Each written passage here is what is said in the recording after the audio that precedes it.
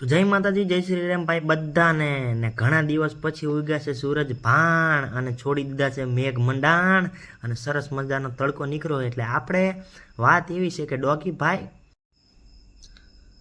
અને મારા big brother આ ત્રણેય જણા આપણે ઉપડ્યા છીએ ક્યાં, એટલે કે જ્યાં આપણે પાનાનો ઢગલો ઢાંક્યો હતો વરસાદના બીકે.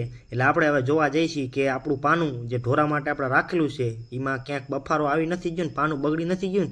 એટલે આપણે જરા પણ દેર કર્યા વગર પાણા પહેલાં હટાવવા લાગ્યા. પાણા હટાવી દબા દબ હટાયા, કારણ કે કેટલા પાણા ગોઠવેલા હતા ભાઈ. એટલે આમાં વાર તો લાગે ને, આ તો પાછું કંઈ ખેડૂતનો જુગાડ હોય કે જેમ તેમ થોડો હોય.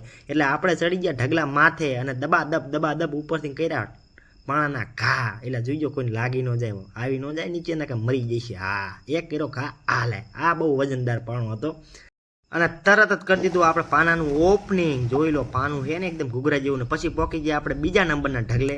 ત્યાં પણ આપણે તરત જ વાર કર્યા વગર આપણે તરત જ હટાવ્યા બુંગળ, કારણ કે ઘણા ટાઈમથી નથી એટલે આપણે રહેવાતું નહોતું કે આપણું પાનું છે ભાઈ કેવું. અને તરત હટાવી દીધું. ને હવે આપણે જઈશું આપણે હલરવાળા ખરે. ત્યાં પણ એક લાસ્ટ ઢગલો છે, એટલે ફટાફટ હાલો અહીંયા પોકી જઈને આ હટાવી. હાલો હાલો હાલો, આનો વારો લઈને હવે સીધું થવાનું હોય આપણે ઘર ભેરું, કારણ કે ટાંકો બંધ થઈ જાય છે.